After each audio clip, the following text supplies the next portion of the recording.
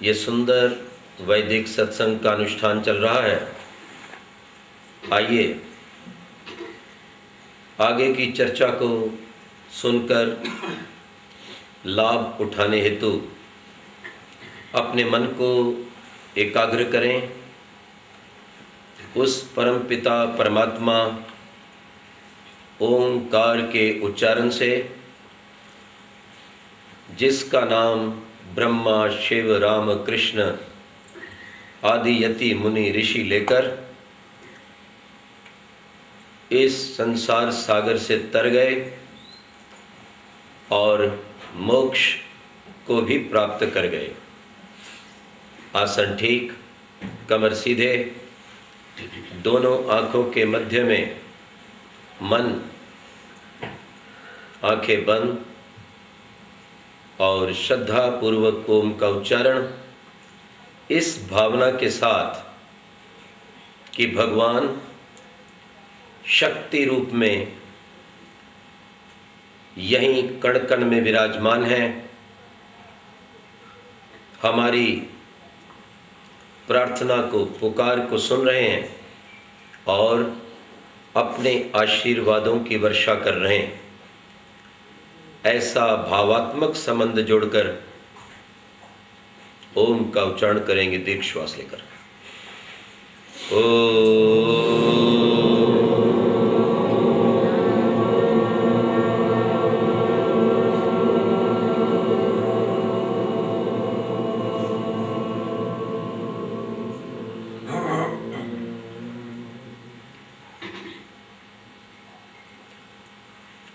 ईशावास्यं इदं सर्वं यत्किंच जगत्यां जगत् तेन त्यक्तेन भुञ्जिथा मा गृधः कस्य स्विद्धनम्।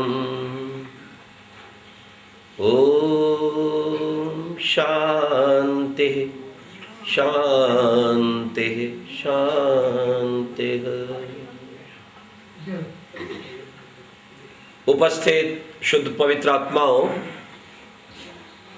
मैंने आपके समक्ष परम पिता परमात्मा की कल्याणी वाणी वेद से यह मंत्र उपस्थित किया है। वेद प्रभु की वाणी है और वेद के 4 विभाग हैं: ऋग्वेद, यजुर्वेद, सामवेद और अथर्ववेद। ऋग्वेद ज्ञान कांड है, यजुर्वेद कर्म कांड है, सामवेद उपासना कांड है और अथर्ववेद विज्ञान कांड। अंग्रेजी में अगर कहा जाए तो हम बोल सकते हैं true education, true action, true meditation and true protection. 4 वस्तुओं के बिना कोई व्यक्ति संसार में सुखी नहीं हो सकता। सत्य ज्ञान, ट्रू एजुकेशन, सत्य कर्म, ट्रू एक्शन और सत्य साधना, ट्रू मेडिटेशन। और ये ज्ञान, कर्म, उपासना तभी सुरक्षित रह सकते हैं जब हम बाहर से पूर्ण रूपेण एक बाड़ बनाकर बैठे। कोई किसान बीज बोता जाए और बाड़ ना लगाए तो सब बोना व्यर्थ। ईशावास्यम इदम सर्वम, ये जो मंत्र है ये कर्म कांड के महान ग्रंथ का मंत्र है, जिसे यजुर्वेद कहा गया। 40वां अध्याय, पहला मंत्र, ईशो उपनिषद भी इसे कहते हैं। यानी यजुर्वेद हमें संसार में कर्म करने की कला सिखाता है और कर्म के बिना कोई व्यक्ति जी नहीं सकता। मनुष्य कर्मशील प्राणी है। क्रतुस्मर क्लिवेस्मर। यदि मनुष्य कर्म योनि का प्राणी है तो पशु भोग योनि का प्राणी।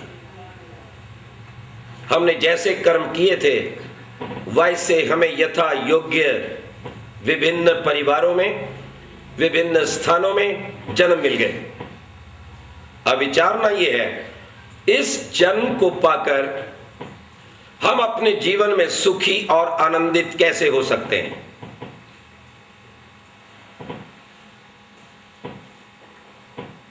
प्रत्येक संसार का व्यक्ति सुख चाहता है, दुख नहीं चाहता।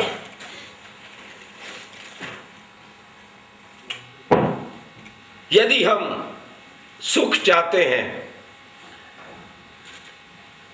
तो सुख का कारण हमें जानना होगा। सुख का कारण क्या है? धर्म। यदि हमें दुख को हटाना है तो दुख का भी कारण जानना होगा। दुख का क्या कारण है? अधर्म। सत्य क्रिया सुख को उत्पन्न करती है, विपरीत क्रिया अधर्म क्रिया दुख को उत्पन्न करती है। सत्य और असत्य का विवेक कौन देगा? भगवान। वही हमारा गुरु है। स पूर्वे श्याम अपि गुरु कालेन नोच्छेदात्। और सत्य और असत्य का विवेक करवाने के लिए, धर्म और अधर्म का भेद बताने के लिए भगवान ने हमें सृष्टि के आदि में वेद का ज्ञान दिया, जिसको सब ऋषियों महर्षियों गुरुओं ने माना है। वेदो खिलो धर्मूलम। महर्षि मनु ने कहा तो अपि व सर्वधर्म स्यात् न्यायत्वाद विधानस्य। तो ऋषि जैमिनी ने कहा सुनिए योग जगतन भेद, सुनिए शास्त्र सिमरत वेद, नानक भक्ता सदा विकास, सुनिए दुख पाप का नाश। तो नानक जी ने भी यही बात कही। दुखों और पापों से बचना चाहते हो तो जीवन में वेद के अनुसार कर्म करो। कैसा कर्म करो? यस्तु सर्वाणि भूतानि आत्मनेव अनुपश्यति, सर्वभूतेषु च आत्मानं ततो न विचिकित्सति। ऐसा कर्म करो जिससे किसी को पीड़ा ना पहुंचे। जब दूसरों के साथ व्यवहार करो तो अपने आप को देख लो कि जैसा व्यवहार मैं दूसरों से कर रहा हूं, क्या ऐसा व्यवहार मेरे साथ हो तो अच्छा लगे? दूसरी बात, और जो कुछ आप अपने लिए चाहते हैं, क्या ऐसे ही आप औरों के लिए चाहते हैं? तो ये कर्म करने की कसौटी है कि अष्ट और अनिष्ट कर्म में क्या अंतर है, आपको थोड़ी देर में पता चल जाएगा। क्योंकि मनुष्य कर्मशील प्राणी है, कर्म तो करेगा, और उस कर्म का एक बहुत बड़ा भाग है अर्थ। ध्यान रखना,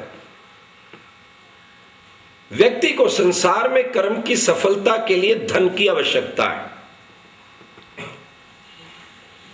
बहुत से ऐसे कर्म हैं जो आप धन के बिना नहीं कर सकते, और बहुत से ऐसे भी कर्म हैं जिन्हें आप धन के बिना कर सकते हैं। तो मनुष्य को अर्थ की आवश्यकता है, ध्यान देना। परंतु किसी प्राणी को, किसी पशु को अर्थ की आवश्यकता नहीं है। धन का कमाना, धन को जोड़ना, धन का उचित व्यय करना, अर्थव्यवस्था को ठीक रखना, यह मनुष्यों के लिए है। यह विषय पशुओं के लिए नहीं है, वो तो भोग योनि का प्राणी है। उसको तो जो स्थिति मिल गई उसी में रहना है। वो किसी तरह का विकास नहीं कर सकता, वो यज्ञ नहीं कर सकता, उसे धन चाहिए। उसे वेद नहीं लाना कि धन चाहिए, उसे दान नहीं करना कि धन चाहिए, उसे देश के लिए किसी तरह की सामग्री भेंट करने की आवश्यकता नहीं है। क्योंकि वो भोग योनि का प्राणी है, वो इन सब बातों को नहीं जानता। परमात्मा जो हमारा पिता और माता है, वो जीवन के आदि से लेकर अंत तक ये जानता है कि मनुष्य के जीवन में धन की आवश्यकता है, परंतु वो धन हमें धर्म की ओर ले जाने वाला हो, वह धन हमें परमात्मा की प्राप्ति करवाने वाला हो, वह धन हमें मानसिक शांति देने वाला हो, वह धन हमारे शरीर को स्वस्थ रखने वाला हो। यदि हम इन बातों का ध्यान रखते हुए धन को कमाएंगे तो धन कमाते हुए, धन का व्यय करते हुए भी मोक्ष को प्राप्त हो सकते हैं। यानी मेरा यह कहने का अभिप्राय है कि धन ईश्वर के मार्ग में बाधक नहीं है, धन धर्म के मार्ग में बाधक नहीं है, धन मोक्ष के मार्ग में बाधक नहीं है, साधक है। यदि हम धन का विज्ञान जानते हैं, यदि धन का सदुपयोग करते हैं, तब। मैं बात क्यों कह रहा हूं? क्योंकि बहुत से लोग धन को नहीं छूते। नहीं, हमने धन को नहीं छूना, तो भैया धन के बिना रोटी कहां खाओगे, बस में कहां चढ़ोगे, कपड़ा कौन पहनाएगा? नहीं नहीं नहीं, धन को छूना नहीं चाहिए। अगर धन को छूना नहीं चाहिए तो भगवान ने सोना चांदी हीरे मोती बनाए क्यों? तुम धन को छूना तो नहीं चाहते, पर धन वाली सारी वस्तुएं चाहते हो। अगर धन ऐसा पापी है तो फिर जिनसे तुम धन खर्च करवा रहे हो वो भी पापी बन जाएंगे ना। देखो, यानी मैं धन को हाथ नहीं लगाऊंगा, पर धन से सुविधाएं पाऊंगा। हाथ तुम लगाओ। अगर धन बुरा है, अगर धन पाप देता है, तो इसका मतलब है कि मैं वो पाप आपसे करवा रहा हूं। विचार कीजिएगा। बहन जी इधर ध्यान मेरी ओर, इधर।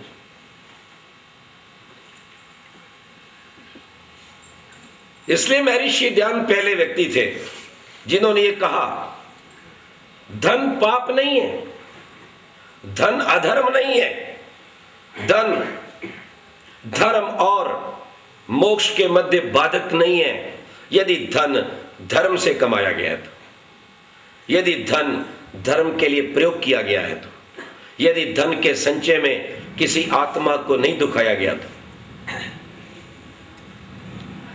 यदि एक परिवार के बनाने वाले को आज के दिन 50,000 रुपया चाहिए, ध्यान देना, जिसके परिवार में 2 बच्चे हैं, 2 स्वयं पति पत्नी है, एक घर है छोटा सा, तो देश का काम करने वाले उन लोगों को कितना धन चाहिए, जो अपना सारा जीवन त्याग कर देश के हर व्यक्ति की, देश के धर्म की, राष्ट्र की संस्कृति की चिंता करते हैं। तो ऋषि कहते हैं, सत्यार्थ प्रकाश के 5वें समोल्लास में लिखते हैं, एक गृहस्थ की अपेक्षा एक त्यागी व्यक्ति को कहीं अधिक मात्रा में धन चाहिए, यदि उसका सदुपयोग हो रहा है। अतः धन अनिवार्य है और धर्म का हम पालन कर सकते हैं। धर्म को पशु जानते नहीं। आप जानते हैं, धन के बिना न घर बनता है, न अन्न आता है, न वस्त्र है, न घी, न यज्ञ। किसी विद्वान को बुलाओ तो भी धन चाहिए, यात्रा करनी तो धन चाहिए, बच्चों को पढ़ाना है तो धन चाहिए, कोई धार्मिक पुस्तक भी लेनी तो धन चाहिए। हमें विचारना यह है कि आखिर धन और धर्म में बड़ा कौन सा है? क्यों आज कुछ लोग जन्म से लेकर मृत्यु पर्यंत केवल धन का जाप करते हुए मर जाते हैं? उनका यह लक्ष्य है, धर्म पश्चात, बालकों का संस्कार पश्चात, देश की सीमाएं राष्ट्र की संस्कृति बाद में, पर पहले मेरा धन। सुबह जाएगा दुकान में, 11-12 बजे तक आएगा। मैं एक स्थान पर भ्रमण कर रहा था, लगभग 5 बजे का समय था। मैंने क्या देखा, एक लगभग 70 वर्ष के वृद्ध ने अपनी दुकान खोल दी, पानी छिड़क रहा है, झाड़ू लगा रहा है। मैं बड़ा हैरान हुआ कि 5 बजे उठकर इसको कोई सैर करने की चिंता नहीं, प्राणायाम की चिंता नहीं, कहीं गायत्री का पाठ और यज्ञ की चिंता नहीं, इसको पहले दुकान की चिंता है। मैंने कहा क्या कर रहे हो इतनी जल्दी? बोले मौत और ग्राहक का क्या पता। ये मूर्ख व्यक्ति अपनी मौत नहीं सोच रहा कि तेरी मौत अगले पल में हो जाएगी, झाड़ू भी रह जाएगा, दुकान भी रह जाएगी।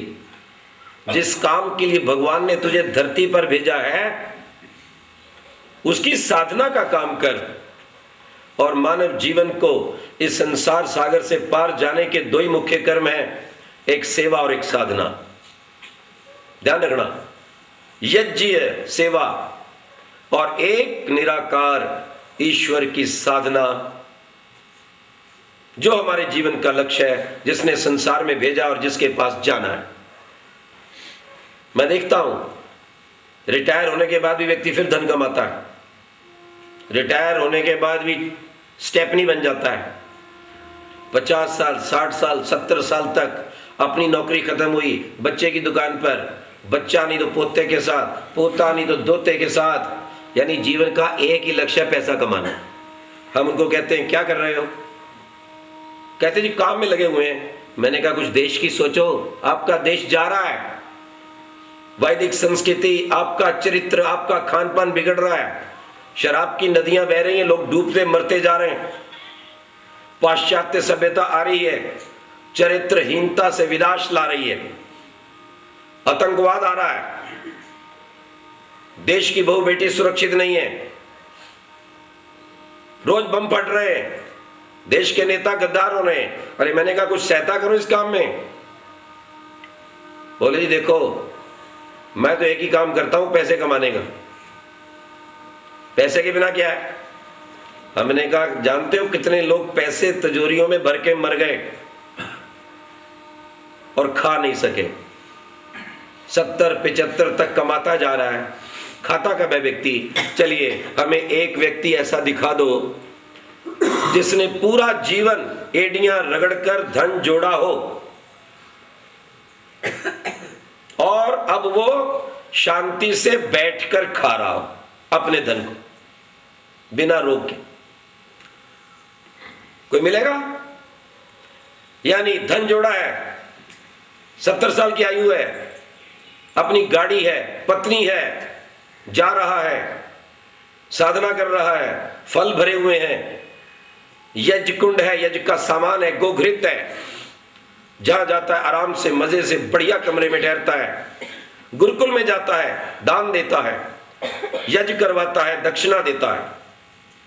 एक व्यक्ति मुझे बताओ आपके नगर में हो तो,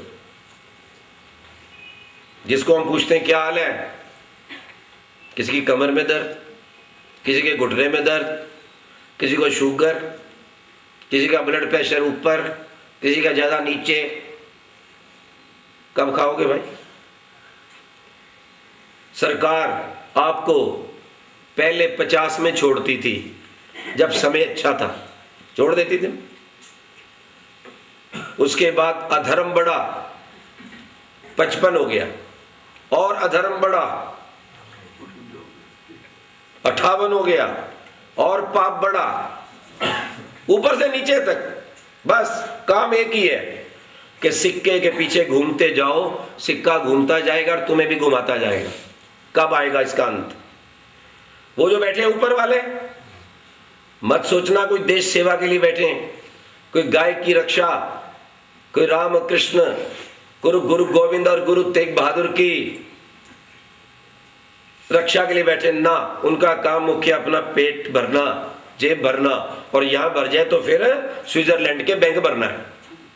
वो क्या कहते हैं, अरे जनता से वोट लेनी है, ये महामूर्ख अगर नहीं मानते तो इनको 60 तल रगड़ो, हमारा क्या बिगड़ता है। वो आपको 60 साल तक का प्रलोभन देते हैं, आओ काम करो और तुम भी अपनी जेब भरो।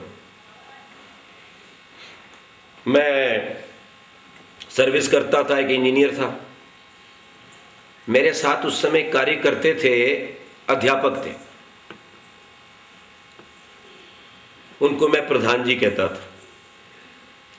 जब मैं चला, मैं तो बहुत जल्दी निकल पड़ा, सर्विस छोड़ी, मेरी भावना इधर हुई कुछ देश धर्म के काम करने की। मैंने कहा पता नहीं कितने जन्म तक ये धन कमाने का काम किया है, चलो कुछ धर्म और सेवा कमा लेते।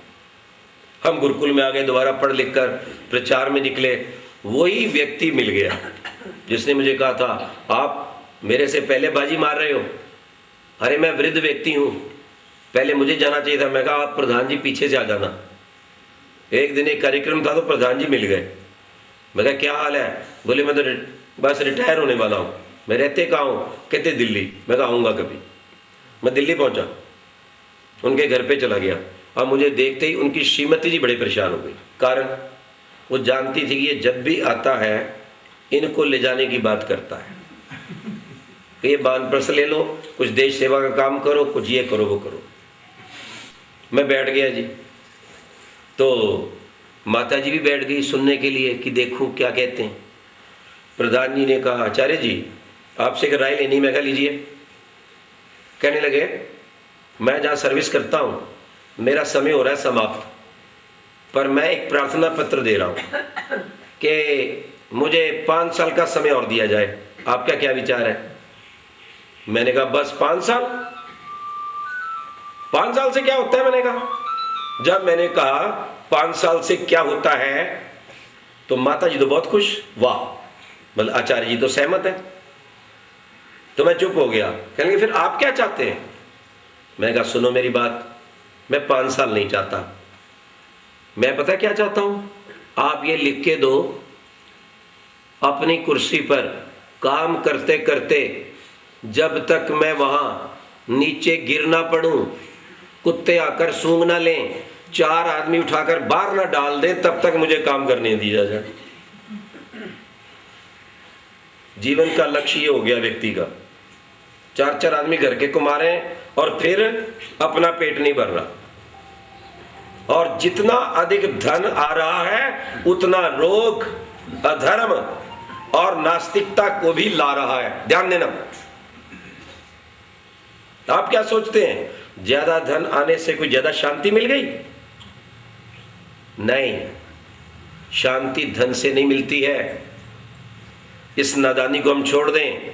अगर अधिक धन जोड़ने से शांति मिलती तो मेरे देश के बड़े बड़े सम्राट,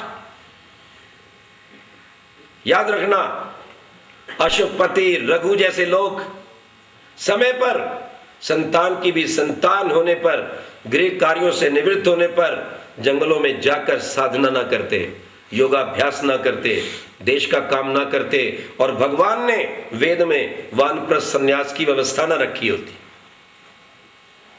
धन साधन है, साध्य नहीं है। धन मार्ग है, मंजिल नहीं है। ये बात जान लेना आप। तो जब हम पूछते हैं अच्छा जैसे एक बात तो बताओ, धन बड़ा या धर्म, तो लोग तुरंत उत्तर देते हैं धर्म बड़ा है। मैंने कहा फिर सोच के उत्तर दो, धन बड़ा या धर्म? बोले जी धर्म। मैंने कहा ये उत्तर क्या ठीक है? आप ये बताओ अपने पूरे दिनचर्या के अंदर अधिक समय धन के कमाने में लगाते हो कि धर्म के? आपका कितना समय प्रभु भक्ति में जाता है?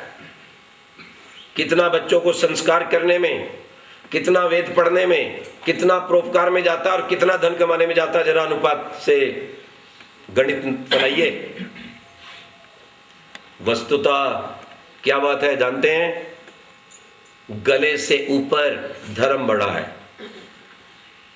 जो बोल रहा है ना धर्म बड़ा है, मैंने कहा हाँ, गले से ऊपर धर्म बड़ा है, परंतु गले से नीचे धन बड़ा है। ये है सच्चाई। इसलिए परमात्मा ने क्या कहा? अरे भाई सब कुछ तेरे लिए है। क्या सोना चांदी हीरे मोती मूंगा क्या कुत्ते बिल्लों गधों के लिए बनाए? बिल्कुल नहीं, आपके लिए बनाया। भगवान तो स्वयं भी उसका प्रयोग नहीं करता, वो तो निराकार है, उसका कोई शरीर नहीं है। न तस्य प्रतिमास्ति स पर्यागात शुक्रम अकायम, एक ओंकार सतनाम कर्ता पूर्वक अकाल मूर्त। भगवान ने अपने लिए नहीं बनाया। जितना संसार का धन है, ये सोना चांदी हीरे मोती मूंगा, भगवान ने अपने लिए नहीं बनाया और ना ही पशुओं के लिए बनाया है। आप पशु के सामने सोना रखो या लोहा रखो, उसको कुछ फर्क नहीं पड़ता। हीरे रखो या कंकर रखो, कुछ फर्क नहीं पड़ता। इसका क्या अभिप्राय निकला कि धन भगवान ने बनाया हमारे लिए। और क्या कहता है इस मंत्र में भगवान? ईशावास्यम इदम सर्वम, आंखें खोलकर देख, ये सारा संसार जो तुझे दिखाई दे रहा है, इसका मालिक कौन है? ईशावास्यम इदम सर्वम यत् किंच जगत्याम जगत। और इस जगत में दो पदार्थ हैं, ध्यान देना, एक जड़ एक चेतन। ये शरीर और जो कुछ सूर्य चंद्रमा तारागण पृथ्वी आदि आदि जड़, और दूसरा चेतन आत्मा।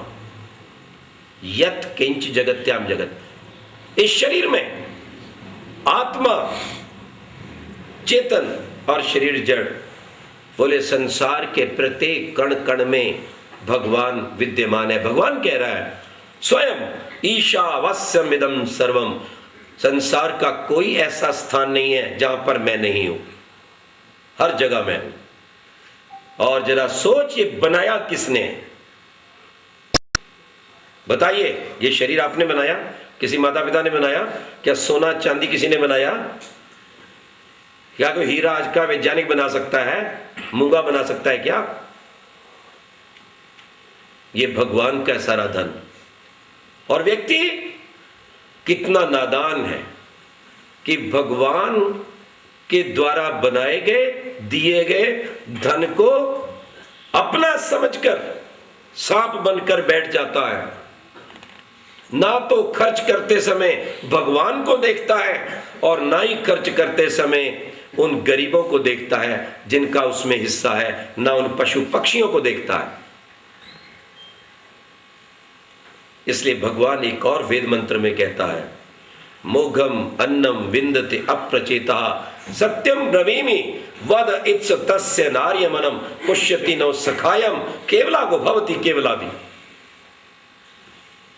भगवान क्या कहता है? जो अन्न धन को अकेला खाता है वो पाप खाता है।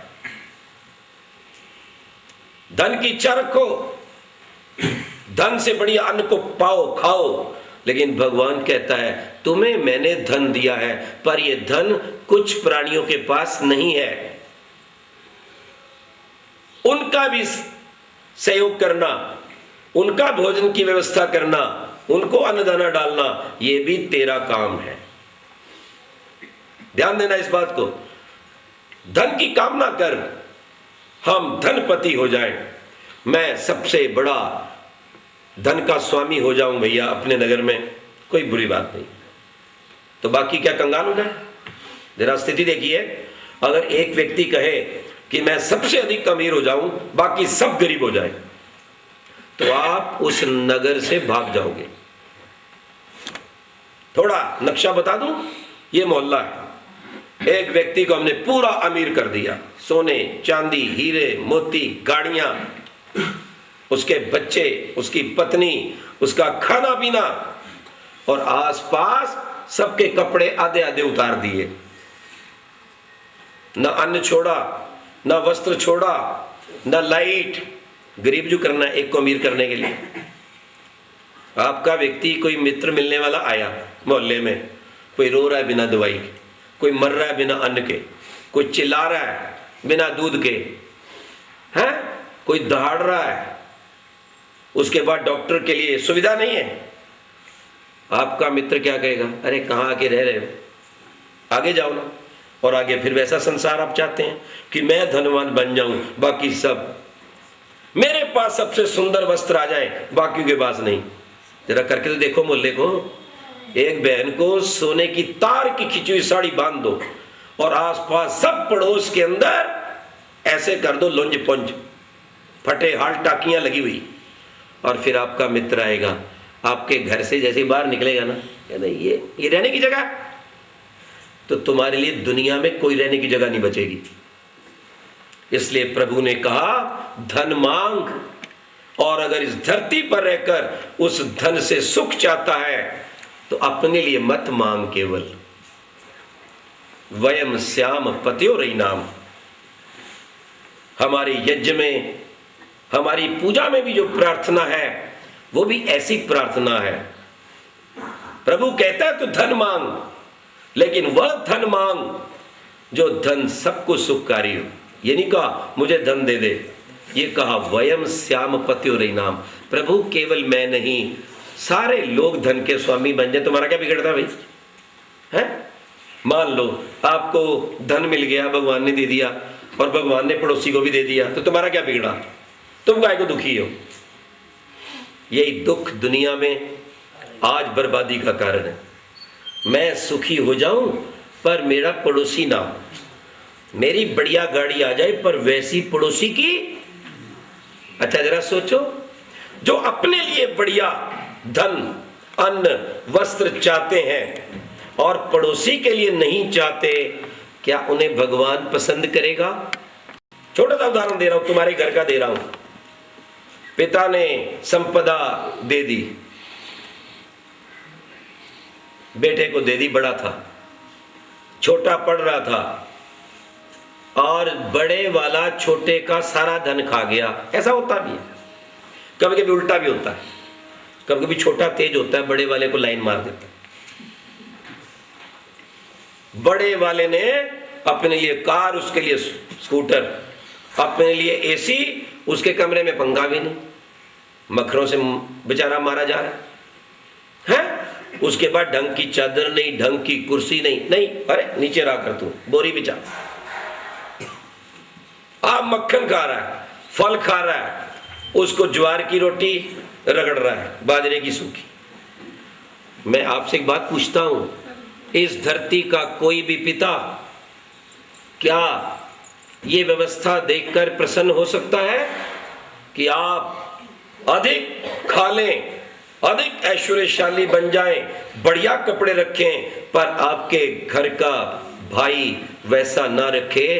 कौन नालायक पिता होगा जो ऐसे बेटे को आशीर्वाद देगा और अच्छा समझेगा? और जब एक साधारण पिता, एक साधारण माता ये व्यवस्था पसंद नहीं करती कि मेरे पैदा किए हुए बेटे बेटी आपस में पक्षपात करें, तो फिर पिताओं का पिता और माताओं की माता, वो भगवान कैसे व्यवस्था पसंद कर सकता है? इसलिए यदि धरती पर रहकर स्वर्ग को उतारना है, मानव जीवन को पाकर यदि भगवान को पाना है, तो उसका एक ही उपाय है कि धन जो कुछ आपको मिला है वो भगवान का समझकर मिल बांट कर खाओ, तुम्हारा नहीं है। इसलिए प्रभु ने क्या कहा मंत्र में, ईशावास्यम इदम सर्वम यत् किंच जगत्याम जगत तेन त्यक्तेन भुंजी था मां गृध कस्य सुतन। मैं तुम्हें जो धन दे रहा हूं ना, मां गृध, लालच मत कर। क्यों? क्या कारण है? सोच। क्या सोच बोले? कस्य स्विद धनम, ये धन वस्तुता किसका है? क्या सोना चांदी तूने पैदा किया? कर सकता है तू? क्या तेरा है? और एक बात, अगर तूने 4 पैसे भी जोड़े हैं, तो लखपति भी बन गया है, तो घमंड से मत फूल मत टूल। क्यों? यदि भगवान उस धन को कमाने के लिए ये शरीर नहीं देता तो आप धन कमा नहीं सकते थे। एक बहुत बड़ा ये चल रहा था, एक कार्यक्रम था बहुत बड़ा वैदिक धर्म का, आर्य समाज का। अजमेर की बात है, मैंने लोगों से कहा आज राष्ट्र संस्कृति जा रही है, मर्यादाएं टूट रही हैं, धर्म की धज्जियां उड़ रही हैं, सीमा पर आग लगी है, बच्चों के चरित्र को संभालने की आवश्यकता है, माताओं की लाज को बचाने की आवश्यकता है, और ये काम कोई अकेला नहीं कर सकता, और इस काम के लिए सबका सहयोग चाहिए, और उसके लिए प्रवृत्ति बनाइए, कुछ ना कुछ दान कीजिए। मैं प्रवचन दे रहा था और मैंने एक ही बात कही कि यदि आप इस महान कार्य में हमारे सहयोगी हैं कि देश फिर सोने की चिड़िया विश्व का गुरु बन जाए, तो मैं आपसे ये आग्रह करता हूं कि जो भी व्यक्ति यहां बैठे सुन रहे हैं वो कम से कम एक एक पैसा जरूर दान देकर जाएं। क्यों? मैं 10 रुपए भी बोल सकता था, मैं 100 रुपया बोल सकता था। क्यों मैंने पैसा बोला? अगले सोच लेते हैं अरे अभी तो बड़े विद्वान बनकर व्याख्यान दे रहे थे और अभी धन को भी मांगने लग गए, बड़े लोभी। चाहे उसकी भावना हो, लोगों की भावना जगाने की, लेकिन ये शंका तो उत्पन्न हो जाती है ना। जैसे मैंने ये बात कही, एक एक पैसा दान करो, लेकिन वो ऐसा पैसा होना चाहिए पवित्र, जिसको कमाने में आपने किसी भी दूसरे व्यक्ति की सहायता नहीं दी। एक माताजी उठी, एक रुमाल था, उसमें 250 रुपया रख गई। एक सज्जन कहने लगे ये 500 रुपया। एक ने कहा मेरा एक इस मास का जो वो रिटायरमेंट के बाद मिलता है वेतन, वो मैं देता हूं। मैंने कहा सुनो, आपने मेरी बात को नहीं समझा। कहने लगे कैसे? मैंने आपसे क्या कहा था? मुझे वो एक पैसा चाहिए जिसको कमाने में आपने किसी और की सहायता ना ली हो। जरा सोचिए, थोड़ी देर के लिए अपने शरीर को, आत्मा को अलग करके देखिए। जितना धन आप कमाते हैं वो भगवान के द्वारा दिए गए शरीर से, इस मस्तिष्क को लगाकर, आंखों का प्रयोग करके, जिह्वा का प्रयोग करके, हाथों और पैरों का प्रयोग करके। मैंने कहा मुझे एक नया पैसा वह चाहिए जिसके कमाने में किसी दूसरे की सहायता नहीं ली गई हो, केवल आपने अपने आत्मा से कमाया हो। जरा शरीर छोड़कर आत्मा से कमाया गया एक पैसा मुझे दीजिए। कोई माई का लाल एक पैसा दे सकता है? इसलिए भगवान ने कहा मां गृध कस्य सिद्धनम, लोभ को मत कर और ये सोच कि ये धन है किसका। तो इस बात को आप समझ गए होंगे कि जिस धन के प्रति हम इतने लालायित रहते हैं, जिस धन को हम शुभ कर्मों में नहीं लगाते, हम यज्ञ नहीं करते प्रतिदिन धन चला जाएगा, हम वेद प्रचार नहीं करते रहे मेरा धन चला जाएगा, किसी जगह किसी गौशाला में गाय को गोद नहीं लेते, किसी अनाथालय में एक बालक को गोद नहीं लेते, किसी एक विधवा की एक बेटी का विवाह नहीं कर पाते, धन चला जाएगा मेरा। इस रहस्य को समझ लो, वो सब कुछ भगवान का है। और भगवान कहता है गीध मत बन। ध्यान देना, मां गृध, इस गृध शब्द से 2 शब्द बनते हैं। एक तो होती गिद्ध है, पंजाबी विच उन्होंने कहते गिद्ध, और कुछ लोग कहते हैं गीत। उसका काम क्या है? वो देखती रहती है, जहां लाश आई नहीं ये जपटी नहीं, मैं दूसरों का माल और तेरा काम। और एक अंग्रेजी का शब्द है, इससे निकला, that is greed, don't be a greedy. संसार के जितने भी प्रसिद्ध शब्द हैं, बहुत से मैं कह सकता हूं हजारों अंग्रेजी के, वो अधिकतर शब्द संस्कृत से गए। क्या समय नहीं है कि आपको सब बताएं? जैसे मातृ से मदर, पितृ से फादर, स्वश्री से सिस्टर, भ्रातृ से बदल, क्रमेल से कैमल, केंद्र से सेंटर, और स्कम तो ज्यों का त्यों पड़ा है, अनेक शब्द। तो ग्रीडी मत बन, लालची मत बन। अर्थात भगवान ये कहता है मेरे पास वही व्यक्ति आएगा जो लालच को छोड़कर प्राप्त किए धन से यज्ञ को रचाए। भगवान को पाने का तरीका यही है। और अगर सच पूछो तो यज्ञ आपके धन के प्रयोग की विधि बताता है, कैसे धन प्रयोग करना है। तो पहला लक्षण, जो आहुति डालता है वो मंत्र बोलता है। क्या मतलब इसका? कि जब भी आप धन का प्रयोग करने लगो तो विचार कर लो। एक बात, विचार कर लो, कमाते समय में विचार कर लो। किसी का खून बहाकर, गला काटकर, किसी को नशेड़ी बनाकर, अफीम खिलाकर, शराब बेचकर, मुर्गी खाना चलाकर, ब्लू सेडी और गंदे ग्रंथ बेचकर तो धन नहीं आया। विचार कर लो, विचार कर लो इस बात को। अगर किसी व्यक्ति ने समाज को बिगाड़ने वाले साधन से धन पाया है तो भगवान कभी उसको सुख शांति नहीं देगा, और वह व्यक्ति भी कभी समाज में सुख शांति नहीं पाएगा। हाँ, 2-4 लफंडरों में नाम पा सकता है। दूसरी बात, कहते धन ऐसा धन हो जो यज्ञ के समान प्रकाश फैलाने वाला हो। कहां दो? जो प्रकाश फैले, सुगंध फैले, जहां लोग एकत्रित होकर उसका आनंद ले सके। ये कार्यक्रम भी तो धन से हुआ है या नहीं? एक व्यक्ति धन लगाता है, पार्टी देता है क्लब में, कॉकटेल पार्टी। एक व्यक्ति अपने वर्ष भर के धन को एकत्रित करके वैदिक सत्संग रचाता है। जमीन और आसमान का अंतर। यहां सैकड़ों लोग जीवन पाते हैं और वहां लाखों लोग जीवन बर्बाद कर जाते हैं। इसलिए क्या कहा? तेरे धन के प्रयोग करते समय सोच, जहां तू धन लगा रहा है वह प्रकाश होगा या अंधकार, दुर्गंध होगी या सुगंध। ध्यान देना, ये कितनी अच्छी बात है। और उसके बाद कहता है धन लगाने के बाद भी कभी धन को अपना मत समझना। इसलिए हमारे यहां जब आहुति देते हैं ना, ओम अग्नये स्वाहा इदम अग्नये इदन्नमम, तो बाद में बोलते इदन्नमम। देने के बाद भी यजमान कह रहा है मेरा नहीं है। ये है वास्तविक भावना।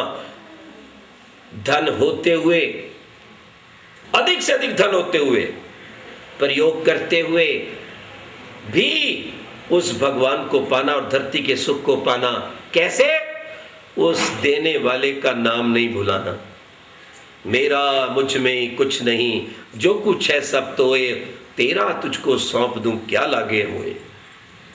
याद रखो, एक व्यक्ति दान दे रहा था और जैसे जैसे वो हाथ ऊपर करता था वैसे वैसे उसकी नेत्र नीचे हो जाते थे, आंखें नीचे हो जाती थी। क्यों? अरे मेरा नहीं है, मैं देने वाला हूं। और यही बात यजमान आहुति डालकर कहता है, केसर डाला है घी में, कस्तूरी डाली है, बादाम डाला, पिस्ता डाला, अश्वगंध डाली, ब्रह्मी डाली है, और आहुति देने के बाद भी इतनी मूल्यवान कहता है इदन्नमम, प्रभु मेरा कुछ नहीं है, तूने दिया तो मैं दे रहा हूं। और प्रभु कहता है यदि तू इस भावना से दे रहा है तो मैं तेरे भंडारे भरे रखूंगा, क्योंकि तू लोक कल्याण के लिए दे रहा। एक ब्रह्मचारी एक गृहस्थ में गया और छोटा सा कोई कार्यक्रम था। बात लगभग 30 वर्ष पुरानी। वो युवक एक इंजीनियर था और उस समय में 100 रुपए की बड़ी कीमत होती थी। उस नौजवान ने 100 रुपया निकाला और उस ब्रह्मचारी को दे दिया कि आप इससे पुस्तक लेना, दूध पी लेना, घी खा लेना। तो जैसे ही 100 रुपया दिया तो वो घर का जो वृद्ध था उसने कहा ये क्या कर रहे हो? 10-20 काफी। उसने कहा पिताजी मैं कौन हूं देने वाला? मुझे भगवान देता है तो मैं दे रहा हूं। और मैं आज भी उस व्यक्ति को जानता हूं कि उसके पास करोड़ों रुपए हैं और धन की कोई कमी नहीं। भावना क्या है कि भगवान दे रहा है तो मैं दे रहा हूं। बिना यज्ञ के वो पानी नहीं पीता। क्यों? भगवान दे रहा है तो मैं दूं। इसलिए भगवान ने क्या कहा? आप ये भावना रखो संसार में कि इस धन का स्वामी कौन है। और दूसरी बात, आप घर में पाप लक्ष्मी को मत लाना। वेद का एक और मंत्र है, इंद्र श्रेष्ठानि द्रविणानि देहि चित्तिम दक्षस्य सुभगत्वमस्मै पोषम रयिनामरिष्टिम तनुनाम स्वाद मानम वाचा शुद्ध नित्यम आहनाम। क्या प्रार्थना है? प्रभु मुझे पुण्य लक्ष्मी दो, श्रेष्ठानि द्रविणानि, धन तो दो। अर्थात हे प्रभु मैं आपकी कृपा और सहायता से धनवान तो बनूं, लेकिन धर्म के धनवान बनूं, मैं अधर्म का ना बनूं। क्यों? जिससे समाज में मेरा मान हो। चित्तिम दक्षस्य, मेरा सौभाग्य जागे। कोई ये ना कहे लूटकर, मारकर, रिश्वत खाकर, शराब बेचकर, हेरा फेरी करके, स्मगलिंग करके क्या है, पैसा लाया है। जिसकी संतान का भी सर ऊंचा हो। चित्तिम दक्षस्य सुभगत्वमस्मै पोषम रयिनाम, और तेरा धन जुड़ा रहेगा, भंडारा भरा रहेगा, क्योंकि देने वाले के भंडारा भरा रहता है। कारण जो ईमानदारी से कमाता है, धन देता है, एक तो उसका स्वस्थ रहता है। क्यों? हेरा फेरी से नहीं कमाना तो मेहनत करेगा, पुरुषार्थ करेगा, पसीना बहाएगा तो शरीर ठीक रहेगा, और देता रहेगा तो भगवान का आशीर्वाद रहेगा। क्यों? अच्छी जगह दे रहा है तो कह रहा है तेरा शरीर भी स्वस्थ रहेगा। पोषम रयिनाम अरिष्टिम तनुनाम, तेरा ये शरीर रोग रहित रहेगा। स्वाद मानम वाचा, और क्योंकि भगवान को याद करके धन का प्रयोग करता है, इसलिए उसमें विनम्रता आएगी, वाणी में स्वादिष्ट भावना आएगी, और अंतिम लाभ क्या होगा? सुभगत्वम अस्मै पोषम रयिनाम अरिष्टिम तनुमान स्वाद मानम वाचा शुद्ध नित्यम आहनान, उसका हर दिन सुंदर बन जाएगा। धन बुरी चीज नहीं है। भगवान कह रहा है जो धन, अच्छे धन को चाहता है उसका हर दिन सुंदर बन जाता है, लेकिन प्रयोग ठीक होना चाहिए। आपके पास गाड़ी है,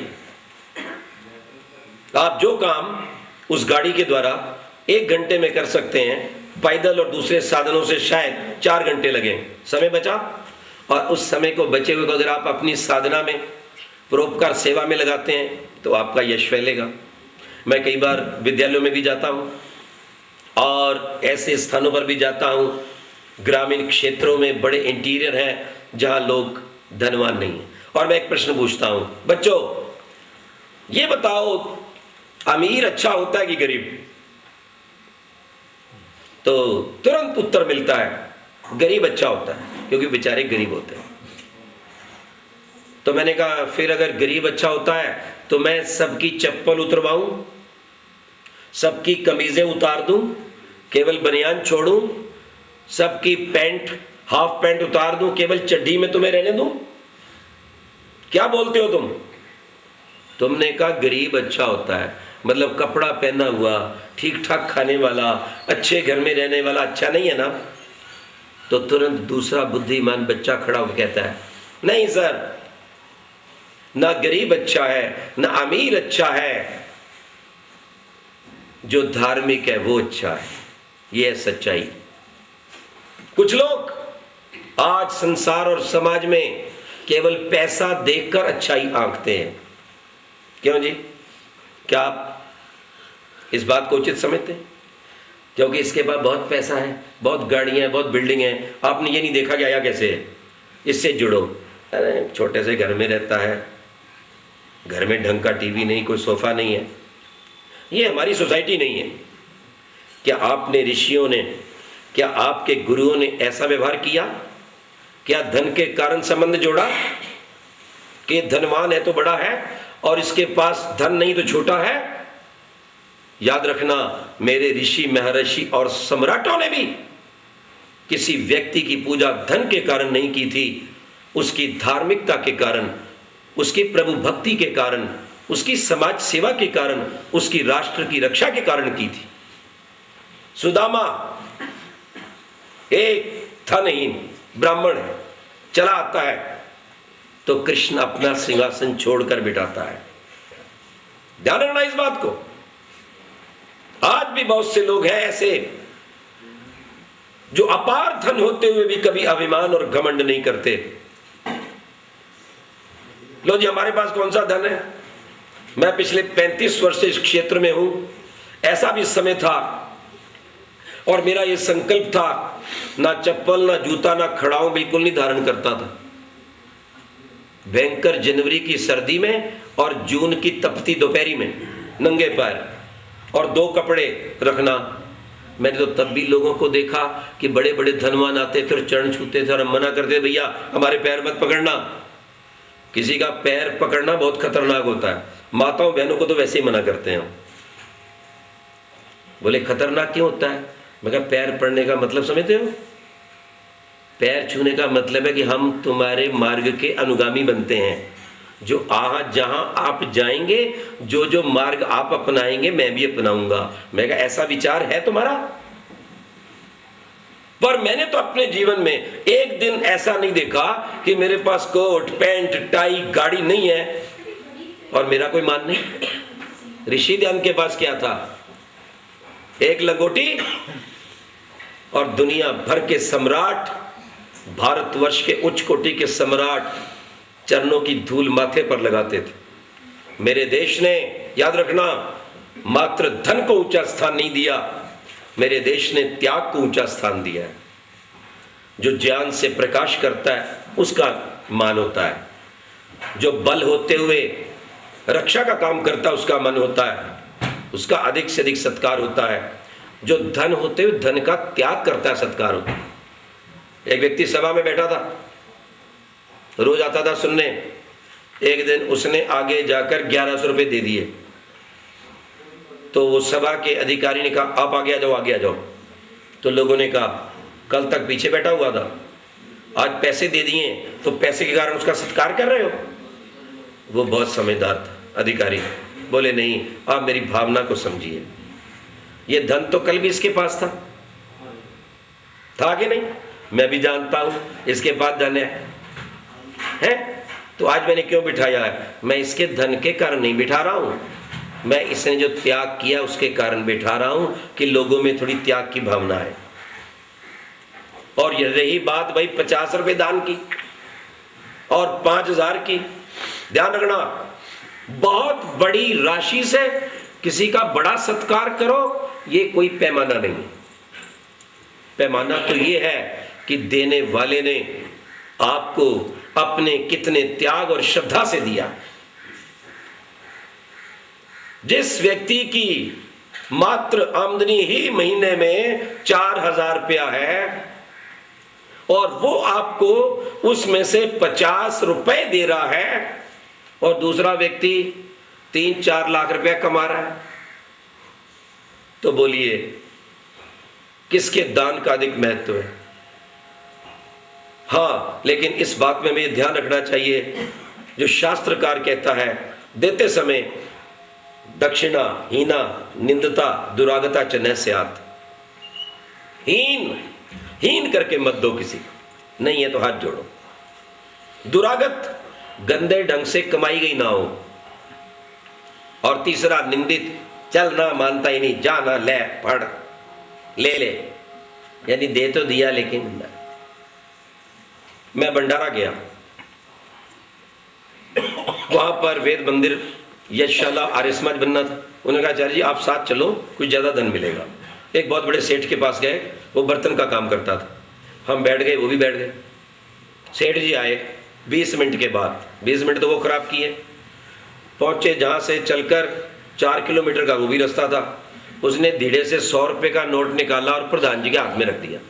प्रधान जी तो बड़ी भारी रसीद बुक लेके गए थे, एक भावना लेके गए थे, भाई यज्ञशाला बननी है, कम से कम 2 लाख का खर्चा है, कुछ तो देगा। उसने कहा जी कुछ ठीक ठाक करो ना। तो लाला जी ने तुरंत कहा देखो मुझे इतनी ही प्रेरणा हुई है, दोबारा कह देता हूं। कहता है मुझे इतनी अंदर से प्रेरणा हुई है देने की। मैंने कहा ये कितना चालाक है और कितना बड़ा पाप कर रहा है।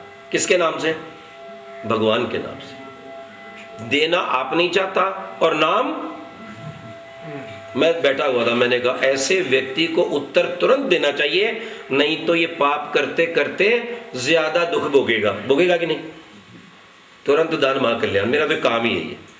मैंने 100 रुपया पकड़ा, प्रधान जी के हाथ से सेठ जी को दे दिया। मैंने कहा रख लीजिए। कहते क्यों? मैंने कहा ऐसी प्रेरणा हुई है मेरी आत्मा की। अब इतना सा हो गया कि नहीं? अपने आप को ज्यादा चतुर और शातिर हम ना समझें। उसने तो भगवान का नाम लिया ना, झूठ बोला। और मेरी आत्मा ये नहीं मानती कि तेरा करोड़ों का इतना बड़ा व्यापार है, गाड़ी लेकर आए हैं, अरे 100-200 का तो इसमें पेट्रोल जल गया है, और तू कह रहा है अभी भगवान की ऐसी प्रेरणा है। मैं कहा लगता तेरा भगवान है ही नहीं। अगर भगवान तेरा चेतन निराकार होता, ये वैदिक ईश्वर को तू मानता जिसकी पूजा ब्रह्मा शिव राम कृष्ण ने की है, तो ये शब्द ना बोलता। तू कहता कि जो मेरी भगवान पर श्रद्धा है और मुझे बहुत कुछ मिला है, मैं और भी संस्थाओं को देता हूं, तो मैं यथा योग्य आपको ये देता हूं। ये तो बात ही उचित। एक और शंका यह उठाते हैं, कुछ लोग कहते दान देना ही नहीं चाहिए। वो क्यों? वो कहता है ये व्यक्ति गरीब घर में पैदा हुआ, पिछले जन्म में इसने बुरे कर्म किए थे, हम इसको रोटी देते हैं, कपड़ा देते हैं और पढ़ाते हैं, तो हम भगवान के दिए गए कर्म के फल में बाधक बनते हैं। नहीं, जब भगवान ने इसको गरीब घर में पैदा किया है, इसको गरीब ही रहना चाहिए। क्यों जी? आप ये स्वीकार करते? भगवान ये स्वीकार नहीं करता।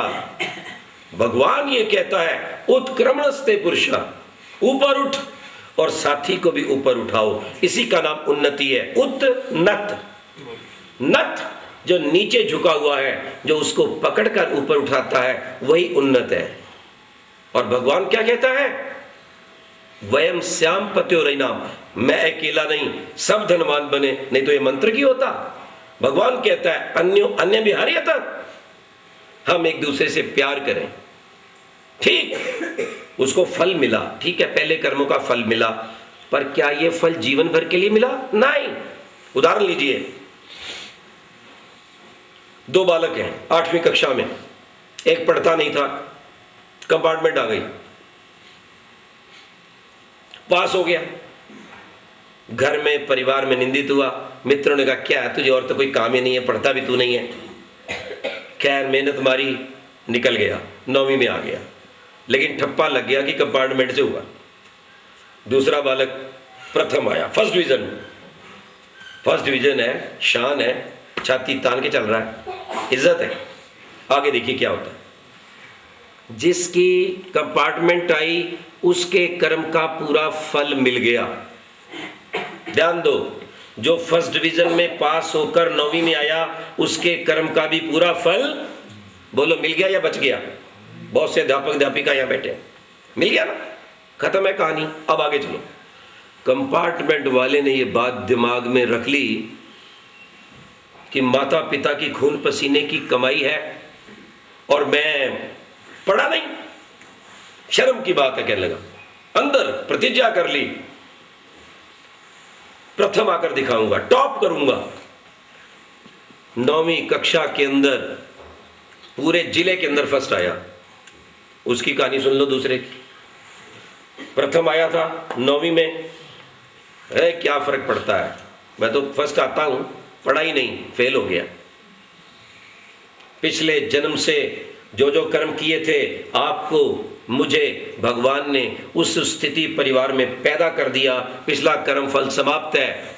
अब अपने भाग्य को जोड़कर आप महान बन सकते हैं, आप धनवान बन सकते हैं, अपने साथियों को उठा सकते हैं, अपना और दूसरों का कल्याण कर सकते हैं।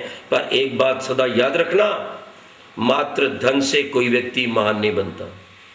मैं क्या देख रहा हूं आजकल, माता पिता ढीले हो गए हैं, पैसा फेंकते हैं बच्चों के सामने, अनाप शनाप साधन दे, मोटरसाइकिल। और ऐसी गंदी चीज़ है ये मोटरसाइकिल, अगर एक बार गिर जाए ना थोड़ी स्पीड में तो बंदा नहीं बचता, सीधी या चोट। मैं तो कईयों परिवारों की कथा सुन चुका हूं जिनके मूल्यवान अच्छे पढ़े लिखे बेटे इस मोटरसाइकिल ने मौत के मुंह में पहुंचा दिए। और इतने मोटे मोटे पुस्तकें मेरे पास आई हैं विदेश से भी, होनहार बेटा, हर कार्य में योग्य था, मोटरसाइकिल की सवारी तेज। फिर वो टीवी में देखते हैं और फिर सड़कों पे ड्रामा करते हैं। मैं गाड़ी पे जा रहा हूं, ये हाईवे की बात कर रहा हूं आपकी मैं, ये जो हाईवे चलता है दिल्ली से लेकर यहां तक, मैं गाड़ी पे हूं, पीछे मेरी स्पीड है 80, मेरे से ज्यादा तेज एक नौजवान मोटरसाइकिल पे चल रहा है। लो जी, वो लेट गया, बचेगा कि मरेगा? बिल्कुल उसने, वो लेट गया, अपने पैरों को हैंडल में फंसाया, लेट गया, अचानक अगला ब्रेक मार देगा। केवल धन और धन के साधन देने से आप सुखी नहीं हो सकते, ध्यान रखिएगा। संस्कार, सेवा और साधना ही व्यक्ति को सुखी बनाते हैं। प्यार केवल धन से नहीं होता है। अगर केवल धन दिया, संस्कार नहीं दिया, तो इतना बिगाड़ हो जाएगा कि जीवन भर आप ही नहीं रोवोगे, वो बच्चे भी रोएंगे। एक बालक जो बिगड़ चुका था, अच्छे धनाटे का बालक था, वो मेरे साथ क्रोध में हो गया। हम कहीं और ठहरे हुए थे, मैंने आंखें बंद की, संध्या में बैठ गया। संध्या खत्म हुई, रोता रोता है, सिर रख दिया पैरों में। अरे मैंने कहा उठो ना, बहुत हो गया। कहते आचार्य जी क्षमा करो, मुझे क्रोध आ गया। मैंने कहा कोई बात नहीं, अगर तुम ये सोचते हो दिल से तो तेरा रोग जा सकता है। जब आदमी प्रायश्चित करता है ना किसी भूल का, तो वो भूल चली जाती है, और जब वो सोचे ही नहीं कि बुरी चीज है तो वो नहीं जाती। गलत काम हो गया, सोच लिया बुरा है, अंडा मांस शराब नहीं खाना चाहिए, किसी को नहीं सताना चाहिए, ये नहीं करना चाहिए। अगर हृदय से सोच लिया तो आदमी सुधर जाएगा।